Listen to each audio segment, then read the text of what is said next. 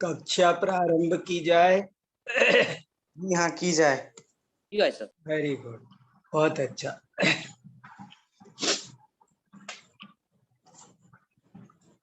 मोक्ष मार्गस्य नेतारं भेत्तारं कर्म भूभृतां ज्ञातारं विश्वतत्त्वानां वन्दे तद्गुणलब्धये, वन्दे तद्गुणलब्धये। हम सब जैन दर्शन के, सत्य दर्शन के एक बहुत उच्च कोटि के आचार्य, जैन न्याय के दैदीप्यमान सूर्य, तार्किक चूड़ामणि, वादी, वाग्मी, कवि, मांत्रिक, तांत्रिक, भिषक, अनेक गुणों से संपन्न कलिकाल सर्वज्ञ आचार्य श्री समंत भद्र के बारे में जानने की कोशिश कर रहे हैं। ये एक बहुत ही महत्वपूर्ण विषय है। जिसने इसे समझा उसकी सर्व समस्याओं का समाधान हो जाता है। स्यादवाद के द्वारा सभी समस्याओं का सहज समाधान होता है।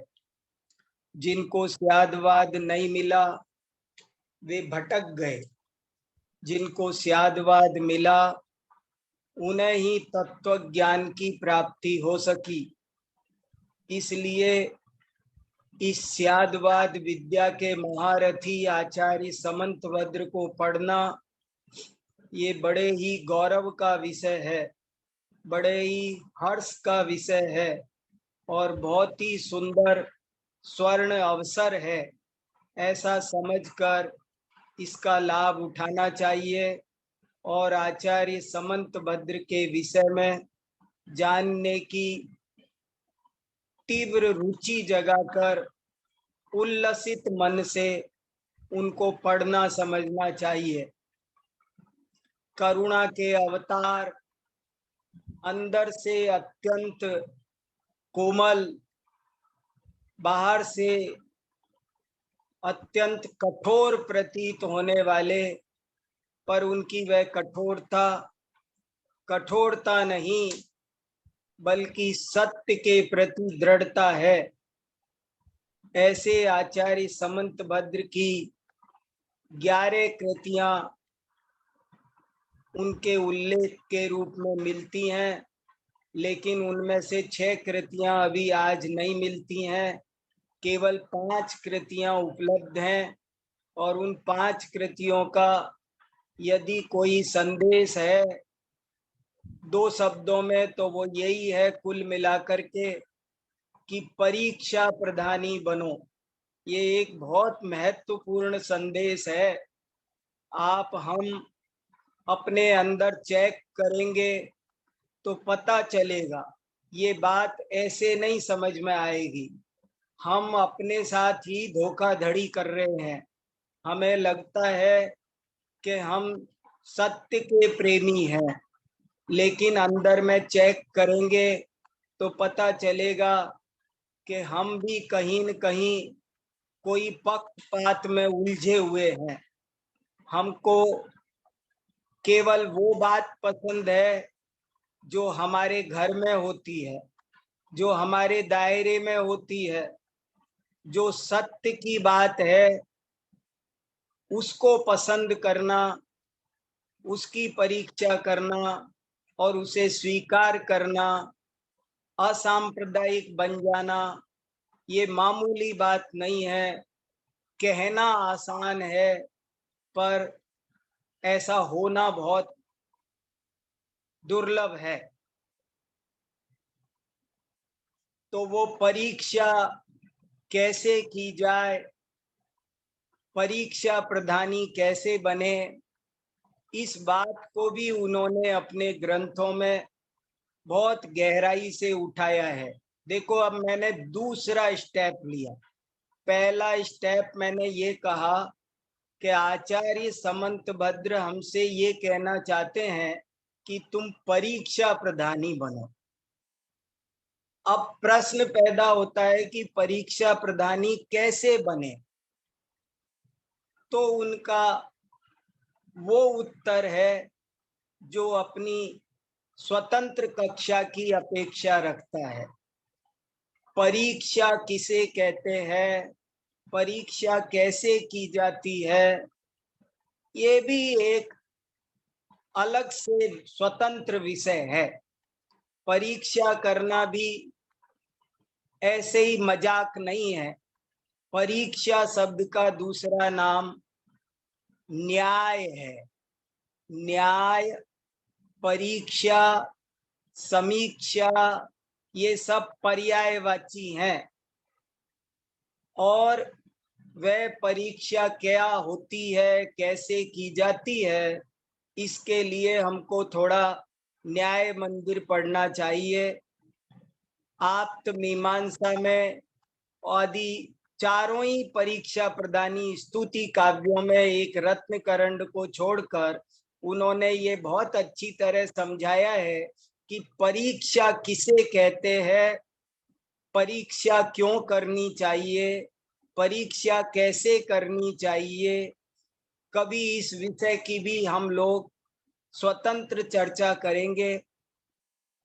आप्त मीमांसा का परिचय हमने पिछले 2 दिनों में किया और उसके बाद मैंने आपको ग्रुप पर आप्त मीमांसा अनुशीलन एक पूरा का पूरा लेख भेजा है, जिसमें आप्त मीमांसा में क्या क्या विषय आए हैं।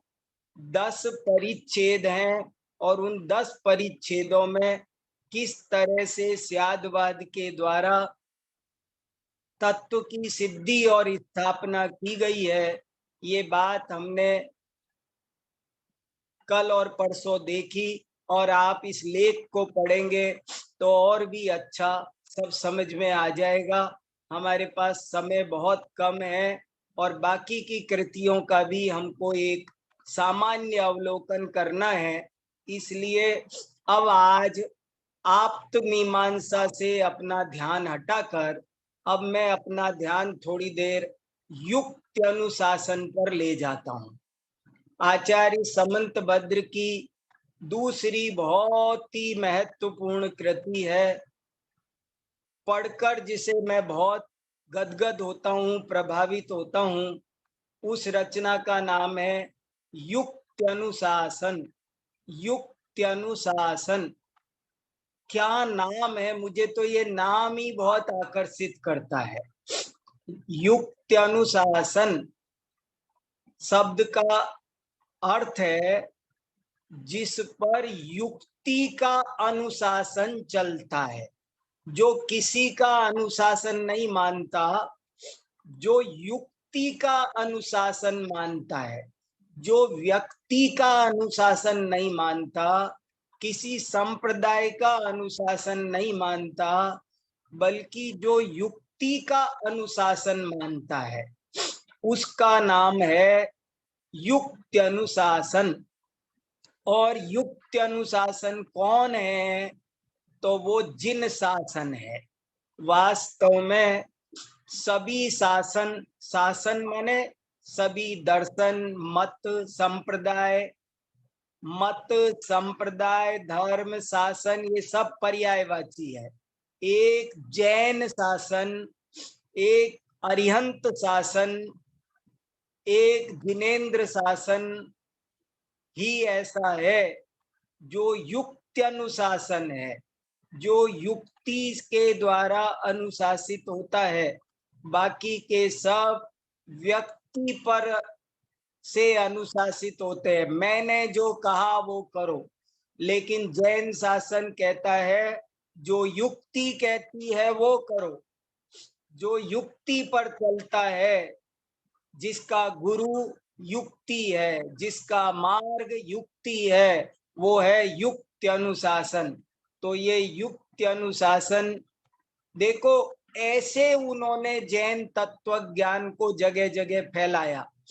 कैसे उन्होंने ये कहा कि मैं आपसे सत्य बात कह रहा हूं, मुझे किसी का पक्षपात, मैं मेरी बात आपको समझाने नहीं आया हूं, मैं आपकी बात काटने नहीं आया हूं, बल्कि मैं गलत बात को छुड़ाकर सत्य बात समझाने आया हूं।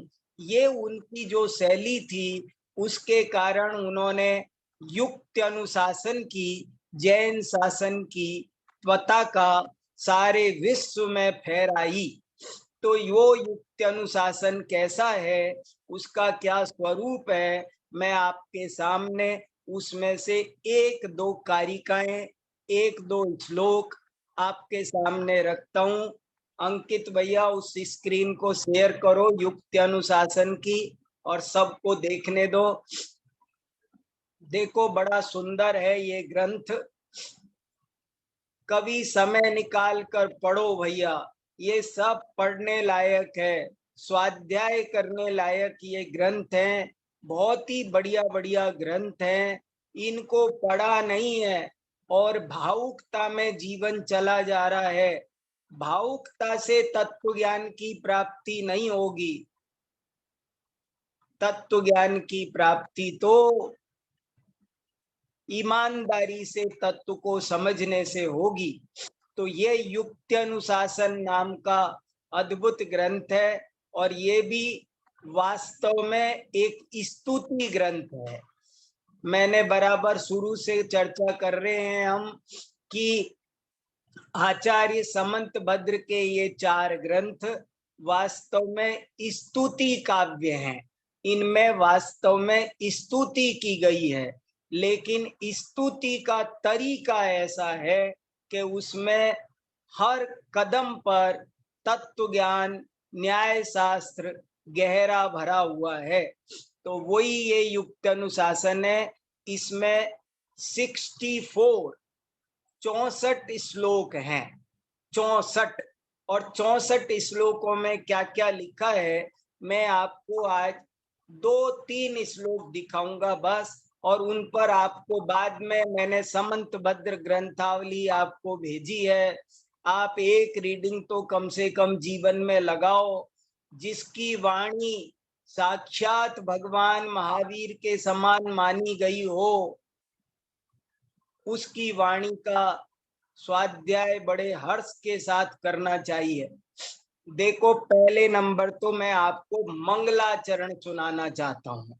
हर किसी भी ग्रंथ का जब मैं परिचय देता हूं, जानता हूं, तो सबसे पहले उस ग्रंथ का क्या नाम है, उसका क्या मंगलाचरण है, मैं उससे ही अपनी बात शुरू करता हूं।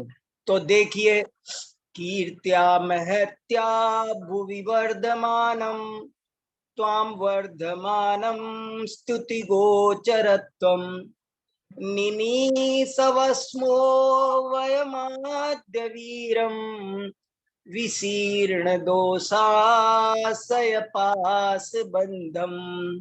जिसको अर्थ समझ में आए उसका मन तो नृत्य करने लग जाए। क्या स्तुति है, क्या गहरे, मैंने इनको सैकड़ों बार पढ़ लिया, इसलिए मेरे अंदर जो रस बरसने लगता है पढ़ते ही, उसकी आप कल्पना भी नहीं कर सकते। कीर्त्या महत्या भुवि वर्धमानम त्वां वर्धमानम, 2 बार वर्धमान शब्द आया, ये यमक अलंकार है। जैसे कनक कनकते 100 गुनी होता है ना, ऐसा ये 2 बार वर्धमान है। एक बार वर्धमान का मतलब है 24वें तीर्थंकर, और दूसरी बार वर्धमान का ज्यादा एक और खास बात है कि आचार्य समंत भद्र के ग्रंथों में ज्यादातर 24वें तीर्थंकर वर्धमान की स्तुति है। उनका शासन काल चल रहा है ना, इसलिए तो वो कह रहे हैं 2 बार वर्धमान शब्द आया, एक बार तो वर्धमान का शब्दार्थ करना जरूरी है कि वर्धमान माने बढ़ता हुआ, और दूसरी बार वर्धमान शब्द का अर्थ है तीर्थंकर वर्धमान, 24 में तीर्थंकर वर्धमान। तो हे तीर्थंकर वर्धमान, आप कीर्ति से, महत्या, विशाल कीर्ति से, आपका यश, आपकी कीर्ति भुवि माने भूमि पर, पृथ्वी पर, भुवि सप्तमी विभक्ति एक वचन है, इस पृथ्वी पर आपकी महान कीर्ति बढ़ रही है, फैल रही है। हे वर्धमान, आप ही वास्तव में स्तुति के विषय है। स्तुति गोचर, गोचर माने वचन गोचर, जो वचनों का विषय है, इंद्रिय गोचर जो इंद्रियों का विषय है, और स्तुति गोचर माने जो स्तुति का विषय है। हे वर्धमान, आप स्तुति के विषय हो, माने आप ही स्तुत्य हो। निनीसव माने चाहते हैं, स्म वयम हम चाहते हैं, अद्य वीरम आज हम आपको चाहते हैं। क्यों, कैसे हैं आप? विशीर्ण दोषा सय पास बंधम, विशीर्ण माने जिन्होंने गला दिया है, दोष और उनके मूल को जिसने सारे, दोष माने क्या ये भी याद रखो। कभी भी कोई पूछे तो जैन ग्रंथों में दोष शब्द का क्या अर्थ है? दोष माने दोषहा रागादयो, राग द्वेष आदि भाव कर्मों को दोष कहते हैं जैन दर्शन में। जब भी आपको जिंदगी में आनंद आ जाएगा, अभी हम स्वयंभू स्तोत्र वगैरह पढ़ेंगे, उसमें 20 बार दोष शब्द आया है। दोष माने क्या ये लोग नहीं जानते। दोष शब्द का अर्थ है रागा, दोषहा रागादयो, आत्मा में जितना भी विकारी भाव पैदा होता है उसको दोष कहते हैं। हे वर्धमान भगवान, सारी पृथ्वी पर आपकी महान कीर्ति फैली हुई है, आपका शासन चल रहा है, आप ही स्तुति गोचर हो, क्योंकि आपने ही, क्योंकि ये लाइन सुनने लायक है, क्योंकि आपने ही समस्त दोषों को और दोषों के आशय को, आशय माने मूल कारण, दोष माने राग आदि, और दोषों का मूल कारण सारा, पास माने जाल, बंधन, सबको आपने विशीर्ण, विशेष रूप से नष्ट कर दिया है। दूसरा भी देखते हैं, थोड़ा जल्दी जल्दी देख रहे हैं। याथात्म मुल्लंघ्य गुणोदयाख्या लोके स्तुतिर्भूरि गुणोददेस्ते अनिष्टमप्यंसमशक्नुवन्तो वक्तुम जिनत्वाम किमि वस्तुयामः। देखो स्तुति किसे कहते हैं। अब गजब की स्तुति की परिभाषा सुनो। स्तुति का क्या लक्षण है? आपसे मैं परीक्षा में पूछूं कि स्तुति किसे कहते हैं, तो आपको परिभाषा देनी है कि जब गुणों को, गुण तो हो थोड़े और उनको बड़ा चढ़ाकर कहा जाए, गुणों को बड़ा चढ़ाकर कहने का नाम स्तुति है। आप डिक्शनरी में किसी में भी देख लो, अमुक व्यक्ति की स्तुति, राजा की स्तुति। स्तुति माने क्या होता है? स्तुति शब्द का शब्दार्थ होता है गुणों को बड़ा चढ़ाकर गाना, गुणों का कीर्तन करना। गुण होने चाहिए थोड़े और उनको जैसे कोई व्यक्ति होना चाहिए कंपाउंडर, और कहा जाए डॉक्टर, हो तो लेक्चरर, बोला जाए प्रोफेसर, इसका नाम है स्तुति। जब हम थोड़े गुणों को बड़ा चढ़ा, याथात्म्य मुल्लंघ्य, याथात्म्य माने जितने हैं उसकी चिंता किए बिना उनका उल्लंघन करके, या यथार्थता का उल्लंघन करके गुणों की लोक में जो भूरी भूरी ज्यादा बढ़ाकर चढ़ाकर कथन किया जाता है उसे स्तुति कहते हैं। ये देखो स्तुति की परिभाषा, आप पूछो, सर्वे करो कितने लोगों को स्तुति की परिभाषा पता है। लेकिन स्तुति की परिभाषा आज आप नोट कर लो। स्तुति किसे कहते हैं? किसी के गुणों को बड़ा चढ़ा कर कहना, बहुत बड़ा चढ़ा कर कहना स्तुति कहलाता है। और यहाँ आचार्य समंतभद्र कह रहे हैं भगवान से कि हे भगवान, स्तुति तो इसे कहते हैं, लेकिन आपके साथ मामला ऐसा है कि आप में गुण तो हैं बहुत ज्यादा और हमारी वाणी में शक्ति है बहुत कम, तो हम आपके ज्यादा गुणों का अंश कह पाते। अनिष्ठम अपि अंशम असक्नुवंतो, आपके गुण तो समुद्र जितने हैं और हम, हमारी वाणी उनका एक बूंद बराबर भी कह सकती नहीं है। तो बताओ हम आपकी स्तुति कैसे कर सकते हैं?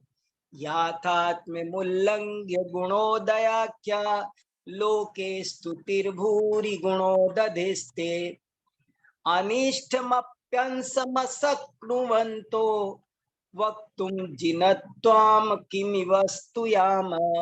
हे जिनेन्द्र, तुम्हारी स्तुति मैं कैसे कर सकता हूँ? क्योंकि स्तुति तो उसे कहते हैं जब थोड़े गुणों को ज्यादा करके कहा जाए। लेकिन यहाँ तो मामला ऐसा हो रहा है कि आप में गुण तो है समुद्र जितने, अनंत, और मेरी वाणी उनको बोल पा रही है बूंद बराबर।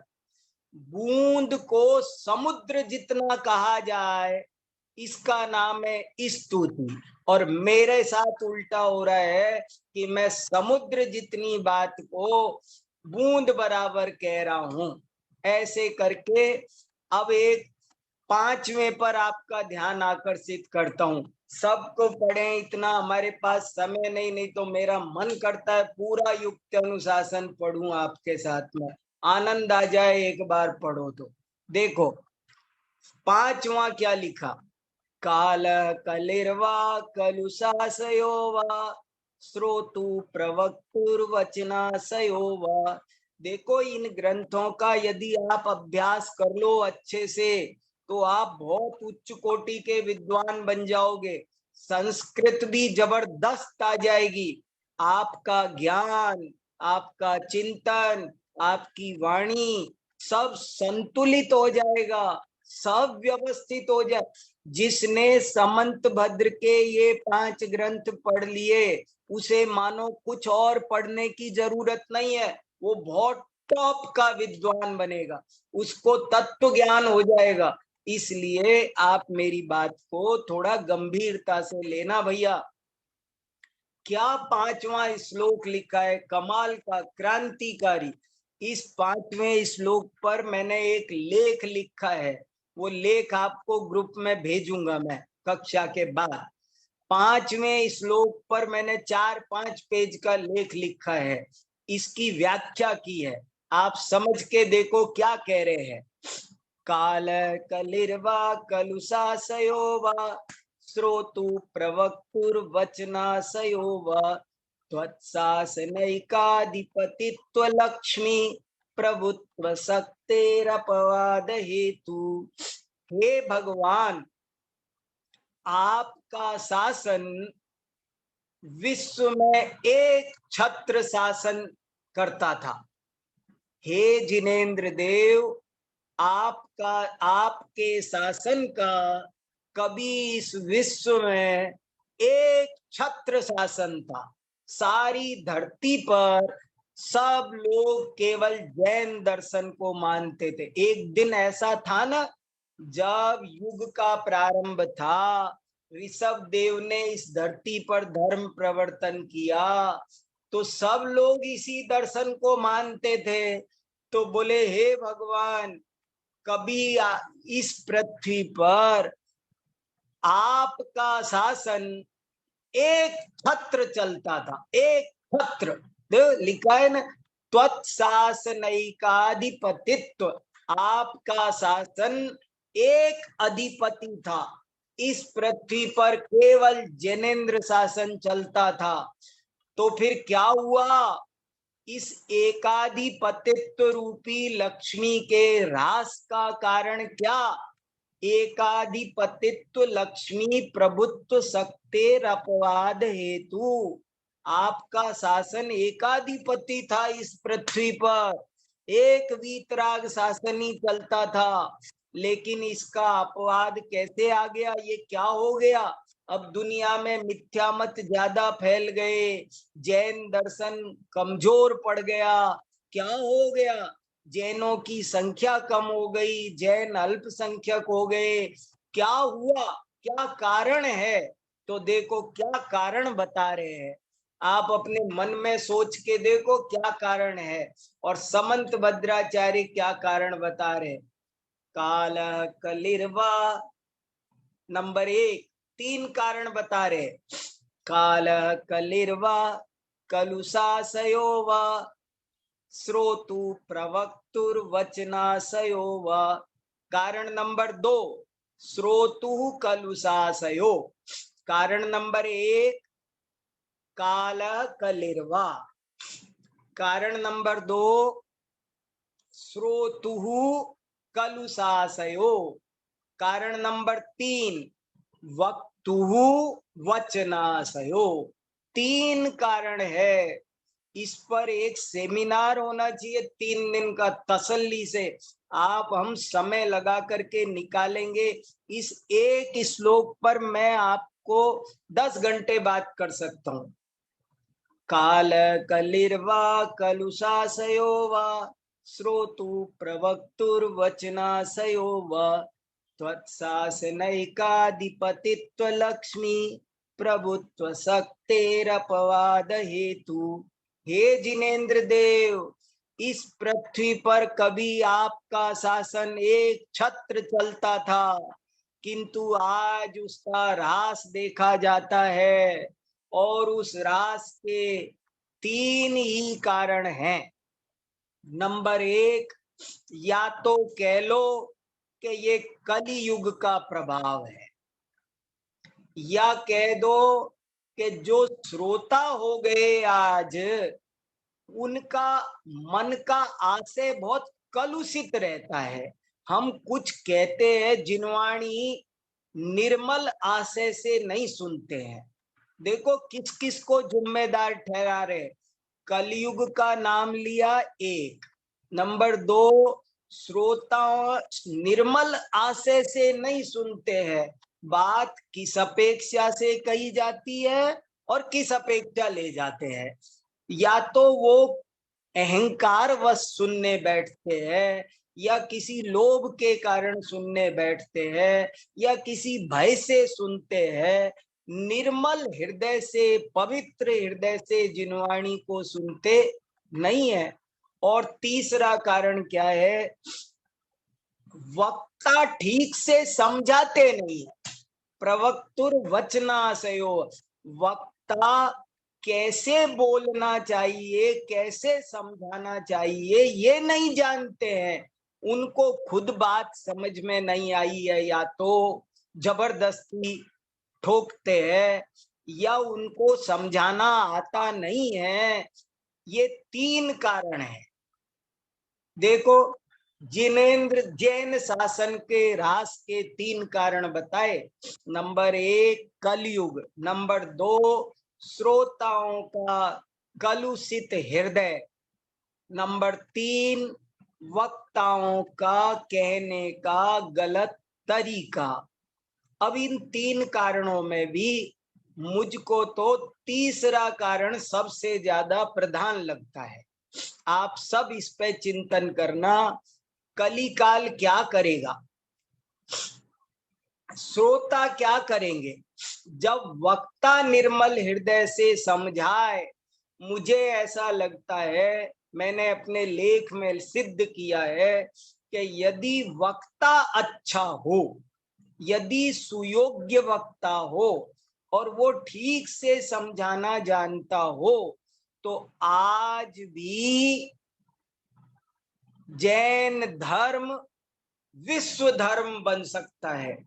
आज भी जैन धर्म विश्व धर्म बन सकता है, बशर्ते कोई समझाने वाला चाहिए। समझाने वाला अच्छा आज मौजूद नहीं है, इसलिए ये ह्रास हो रहा है। मैं आपको और एक कारिका दिखाना चाहता हूं। अगली स्क्रीन लगा दी जाए, एक और इसके आगे की स्क्रीन है वो और लगा दी जाए, वो और आप देखो। मुझे बहुत आनंद आ रहा है, आपको भी आना चाहिए, आ रहा होगा। देखो मैं अब आपको, ये तो मैंने शुरू का, आपको युक्त अनुशासन का शुरू का हिस्सा दिखा दिया। अब ये मैं आपको अंतिम हिस्सा आपकी स्क्रीन पर लगा हुआ है, युक्त अनुशासन का शुरू का हिस्सा।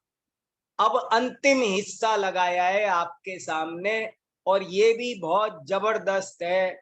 एक एक कारिका पर मैं रीझता हूं। भवत्यभावोऽपि च वस्तु धर्मो भावांतरम भाववदर्हतस्ते प्रमीयते च व्यपदिश्यते च वस्तु व्यवस्थांगममेयमन्यत्। अभाव भी वस्तु का धर्म है। अन्य धर्मों के अभाव में और जैन दर्शन के अभाव में क्या अंतर है? अन्य लोग तो सर्वथा अभाव मानते हैं, लेकिन जैन दर्शन वो अभाव को भी वस्तु का धर्म मानता है। वो भावांतरा भावमयम वो भावांतरा भाव मानता है, सर्वथा अभाव जैन दर्शन नहीं मानता। हे अरहतस्ते, हे अरहंत भगवान, आपके मत में अभाव भी वस्तु का धर्म है। वो सर्वथा अभाव रूप नहीं है, बल्कि वो भावांतर भाव स्वरूप है। यही वस्तु व्यवस्था का अंग है। कितनी सुंदर कार्य, एक एक कारिका पर एक एक घंटा जब व्याख्यान हो तब ज्यादा खुलासा हो। अभी तो मैं आपको सिर्फ दिखा रहा हूं, माल सैंपल दिखा रहा हूं, आपको थोड़ा सा पता चले कि आप किनको पढ़ने बैठे हो। आप जीवन में से अगर किसी दो चार लोगों ने भी ये उद्देश्य बना लिया कि मैं समंत भद्र को पढ़ूंगा, समझूंगा, उसमें डूबूंगा, तो मेरी ये कक्षाएं सफल हो जाएगी। अगर आप में से चार लोग भी ये संकल्प ले लेते हैं कि मैं समंत भद्राचार्य को गहराई से पढ़ूंगा, तो आपका जीवन सफल हो जाएगा, मेरी कक्षा सफल हो जाएगी। देखो 61वीं कारिका पढ़ के सुनाता हूं। सर्वांतवत् तद्गुण मुख्य कल्पम सर्वांत शून्यम च मिथो नपेक्षम सर्वापदामंतकरम निरंतम सर्वोदयम तीर्थमिदम तवैव। ये श्लोक बहुत ज्यादा प्रसिद्ध है, जगह जगह आपको उद्धृत मिलेगा। इसमें क्या कहा कि हे भगवान, आपका तीर्थ, आपका शासन, आपका दर्शन, आपका उपदेश वो सर्वोदय है, सर्वोदय तीर्थ। विनोबा भावे, महात्मा गांधी, बड़े लोग इस सर्वोदय शब्द पर लट्टू हुए थे। और जब हमारा देश आजाद भी नहीं हुआ था, तब हमारे देश में 20 संस्थाएं सर्वोदय के नाम से चलती थी। हे भगवान, सर्वोदय, आप भगवान महावीर का शासन जैनों के कल्याण करने वाला मात्र नहीं है, सर्वोदय। सर्वोदय माने जिससे सबका उदय होता है, जिसमें सबकी उन्नति होती है। क्या गजब का श्लोक है, ये प्राण है जैन दर्शन का। मुझे समय नहीं, घड़ी भागे जा रही है। सर्वांतवत् तद्गुण मुख्य कल्पम सर्वांत शून्यम च मिथो नपेक्षम सर्वापदामंतकरम निरंतम सर्वोदयम तीर्थमिदम दिव तवैव। सर्वापदाम, देखो अर्थ तो देखो, अरे क्या शेर की गर्जना है ये। इस श्लोक को पढ़ करके तुम लोगों को उछल जाना चाहिए, बांसों उछलना चाहिए। क्या कहा? सर्वापदामंत करम निरंतर। हे भगवान महावीर, आपका जो तीर्थ है वो सर्व आपदाओं का अंत कर देने वाला है, समस्त आपत्तियों का अंत कर देने वाला है। सर्वापदामंत करम निरंतम सर्वोदयम तीर्थमिदम तवैव। आपका तीर्थ, आपका शासन सर्वोदय शासन है, गजब है। आप इस दर्शन को, जैन दर्शन को समझाने वाला चाहिए। आज जन जन जैन दर्शन को जन दर्शन बनाने की कला सीखनी हो तो समंत भद्र को पढ़ो भैया। और देखो 62वीं कारिका में क्या लिखा वो और देख लो, बहुत बढ़िया। कामम द्विसन्नप्युपपत्तु चक्षु समीक्षताम ते समदृष्टिरिष्टम त्वयि ध्रुवम खंडित मान श्रृंगो भवत्यभद्रोपि समंत भद्र भवत्यभद्रोपि समंत भद्र।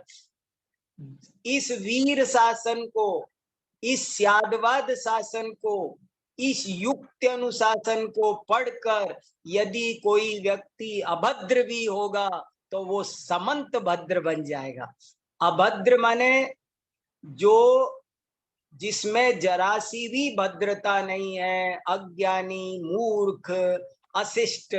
और समंत भद्र माने जो चारों तरफ से भद्र बन गया। कितनी ये लाइन तो देखो, भवत्यभद्रोपि समंत। और ऊपर की पंक्ति में तो और भी एक कमाल की बात लिखी है। ये लिखा है, सारी दुनिया को उन्होंने शंखनाद करके घोषणा की है समंत भद्र ने कि आओ आओ आओ, तुम सब जैन दर्शन पढ़ो, चाहे खंडन करने के लिए पढ़ो। मैं तुम्हें न्योता दे रहा हूं कि तुम जैन दर्शन पढ़ो, खंडन करने के लिए पढ़ो। आओ आओ, इसका खंडन कर।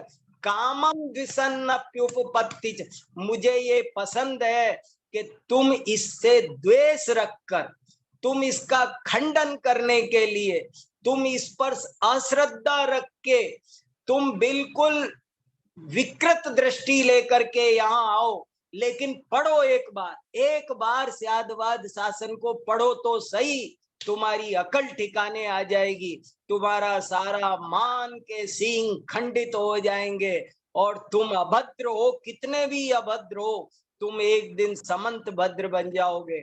मैं अभद्र था और समंत भद्र बन गया। क्या लिखा है, गजब लिखा है। ये तो कमाल की बात लिख दी उन्होंने। कामम द्विसन्नप्युपपत्ति चक्षु समीक्षताम ते समदृष्टिरिष्टम त्वयि ध्रुवम खंडित मान श्रृंगो भवत्यभद्रोपि समंत भद्र। ओ हो, ये जिसका गज भर का कलेजा हो, जो एकदम शुद्ध हीरा लेके बैठा हो, जो एकदम शुद्ध सोना लेके बैठा हो, जो एकदम ईमानदार हो, वो ये बात कह सकता है, सारी दुनिया को इनवाइट कर सकता है, आओ आओ आओ, तुम एक बार खंडन करने के लिए तो पढ़ो भाई, पढ़ो तो सही। तुम जैन दर्शन को सिर्फ इसका विरोध करने के लिए पढ़ो। हम तुम्हें आमंत्रित कर रहे हैं, हम तुम्हें दूसरे लोगों को ग्रंथ देना चाहिए। जो जैन दर्शन से द्वेष रखते हैं वे भी एक बार जैन दर्शन पढ़े। बड़े बड़े लोग, आचार्य विद्यानंदी 500 शिष्यों के साथ आज से 1200 साल पहले कहीं गुजर रहे थे, ब्राह्मण विद्वान थे, और उन्होंने आचार्य समंत भद्र के इन ग्रंथों को सुना, इन तत्व ज्ञान को, स्यादवाद शासन को सुना, और वे विरोधी थे जैन दर्शन के, कट्टर विरोधी। मैंने अनेक लोगों को अभी भी मेरे जीवन में देखा है, जो मैं कुछ ऐसे लोगों को जानता हूं जो जैन दर्शन के कट्टर विरोधी थे, लेकिन जब हमने उनको जैन ग्रंथ दिए तो वे जैन दर्शन के परम भक्त बन गए। भाग्योदय हो गया जीवन में, भवत्यभद्रोपि समंत भद्र, ये अद्भुत कला है, इसको आपको हमको समझनी है। अब हमारे पास 2-3 मिनट बचे हैं, इसलिए मैं मेरी बात यहीं पूरी करता हूँ। आज आपको युक्त अनुशासन का परिचय दिया, मेरा हृदय गदगद हो गया। आपको कितना आनंद आया ये आप जाने। और अगर अब आपको कुछ कहना हो तो हम 2-3 मिनट आपकी बात सुनना चाहते हैं। और बाकी ज्यादा प्रश्न हो तो आप ग्रुप पर भेज देना, हम उसका उत्तर आपको ग्रुप पर दे रहे हैं आजकल। चलिए, आप खूब मन लगा के पढ़ो। मैं पूरा मन लगाकर आपको पढ़ा रहा हूँ, बड़े उत्साह से पढ़ा रहा हूँ, मेरे ऊपर बोझा नहीं है, मैं बहुत खुश होके पढ़ा रहा हूँ आपको। चलिए, हाँ, विहान पाटनी झालरा पाटन, बोलिए। जय जिनेन्द्र पंडित जी, मेरा प्रश्न था कि हाँ, बोलो। आचार्य ने यूं लिखा, जी ने आवाज नहीं आई राजा, बोलो राजा। पंडित जी अब आ रही है? हाँ, अब आ रही है, बोलो। हाँ, कि मैं कह रहा हूँ कि आचार्य समंत भद्र ने ऐसा लिखा है ना कि समझाने वाले सही नहीं मिलते। हाँ। तो फिर वो बात जमेगी कैसे? क्योंकि अगर समझाने वाला थोड़ी समझा सकता किसी को, समझना वाला खुद समझना चाहिए अभी तो समझ सकता है। अरे बेटा, दोनों बातें हैं। समझाने वाला बढ़िया हो तो समझने वाला समझ जाता है सब। समझाने वाला भी बहुत बढ़िया चाहिए।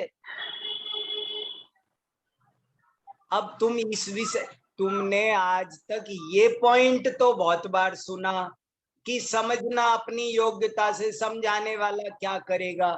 लेकिन आज मैं आपको ये बात बता रहा हूं कि समझाने वाला बढ़िया हो तो पत्थर भी पसीज जाता है, पत्थर भी बदल जाता है। आप इस पे भी चिंतन करना, आपको बहुत लाभ होगा।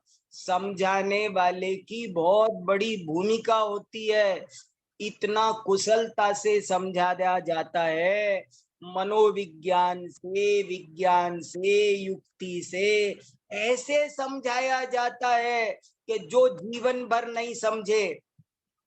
एक सेठ जी थे, वो नहीं समझ पा रहे थे, घर में सब समझ गए, वो बहू समझ गई, बेटा समझ गया, सास समझ गई, पर सेठ जी नहीं समझे। 70 साल के एक मुनिराज आए और उन्होंने 5 मिनट उनसे बात की और उनका जन्म हो गया। कहानी है बड़ी अच्छी, विदुषी पुत्र वधू की कहानी है।